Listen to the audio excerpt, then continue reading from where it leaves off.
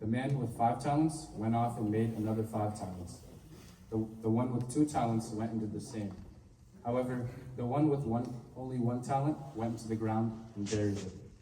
So then the men with 5 and 2 talents respectively went back to their master and told him, and the man praised them and made them rulers of the land.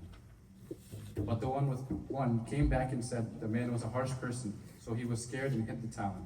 But the man called him wicked. He had to give his 1 talent to the man with 10. So what do you guys think this gospel symbolizes? So the end talks about how the Son of Man will come and take his throne next to God.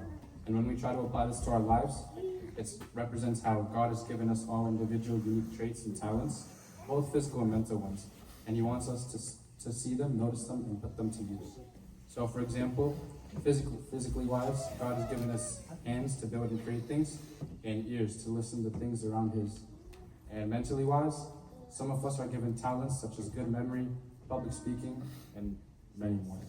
So with all of these special talents, it is important to put them to our best use so we can be like the man with 5 and 2 talents, which doubled them, and not like the man with only 1 who didn't.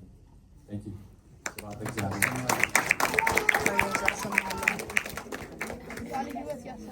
ቃልዮት ያሰማልን።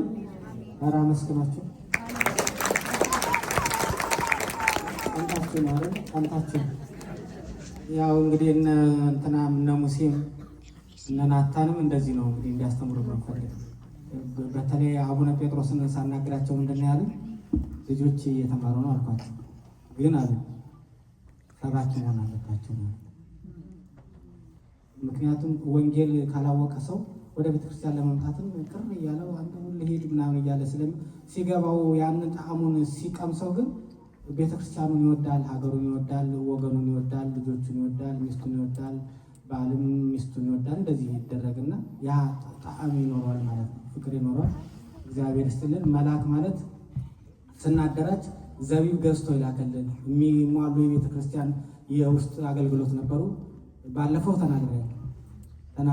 ያልነበራችሁ ልትኖር የመጀመሪያው ልክ እኔ እንደመጣሁ ይሄን አደርግ አልኩት። ገዝቶ በሱ ማለት ነው ገዝቶ የሰጠን በጣም ትሁት ታማኝ አገልጋይ፣ ልክ ሁሉም ዲያቆናት እንደሱ ትህትናው የሚገርም ቃለ እግዚአብሔር መዝሙር ይቆማል መርጌታው በሌለ ሰዓት። የሚገርማችሁ መዝሙር ማለት ይሄ አሁን እዚህ ጋር የምንዘምረውን አይደለም የምነግራችሁ። ይሄ የተጻፈልን መዝሙሩን አውጥቶታል መሰለኝ። ያንን ሌሊት መሀሌት መርጌቶች የሚሉትን ያንን ብቻውን ሆኖ መዝሙሩን ይቆማል። እና ይህንን ጸጋ ይህንን በረከት ሌሎቹ ልጆች እነ ሙሴ እንግዲህ እየበረቱ ነው።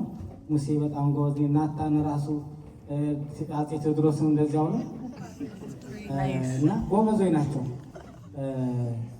ሌላ እንግዲህ ነበር እንትና አሮንን እንኳ አስቀርቶታል።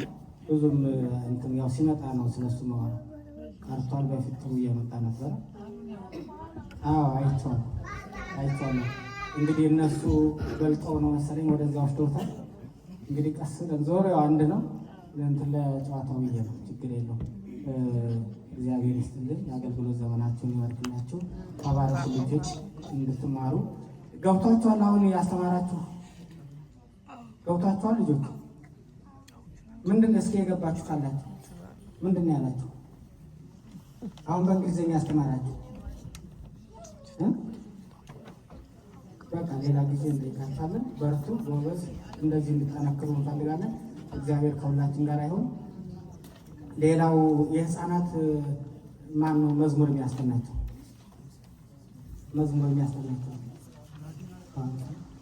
እንግዲህ የምናደርገው ምንድነው? ወደፊት ሰዓት ለመቆጠብ ያክል አሁንም እኔ ሰዓት እየጨረስኩ ነው።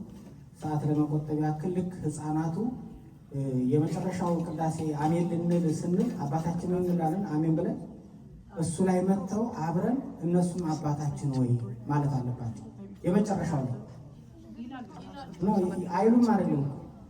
መጥተው ልክ አሜን ሲባል እነሱም አብረው እዚህ ቆመው አሜን ብለው አባታችን ወይን ደግመው ከዚያ በኋላ ምንድን ነው የሚደረገው? ቀጥታ ወደ መዝሙሩ ልጆቹ ሲዘምሩ ደግሞ ትልልቆቹ ይተካካሉ ማለት ነው። ያችን ሰዓት ለመቆጠብ ነው። እግዚአብሔር ቢፈቅድ አሁን ይሄ አብይ ጾም ምህላውም ሌላውም ስለያዘን ነው እስከ 4 ሰዓት ተኩል ድረስ እስከ 10 ሰዓት ነው እዚያ ጋር የሚባለው እስከ 10 ተኩል ለመጨረስ እንሞክራለን እንደ እግዚአብሔር ፈቃድ። ይህን ነገር እናደርጋለን። እንድትበረቱ እንድትጠነክሩ። እንግዲህ ደስ ካላችሁ እግዚአብሔርን አመስግኑ።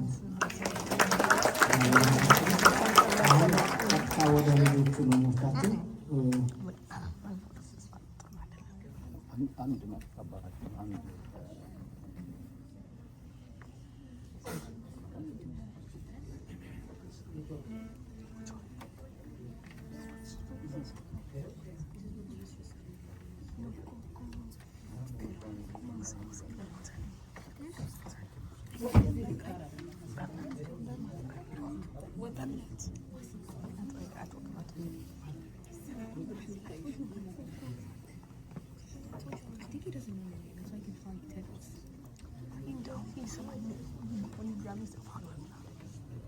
We just ran away.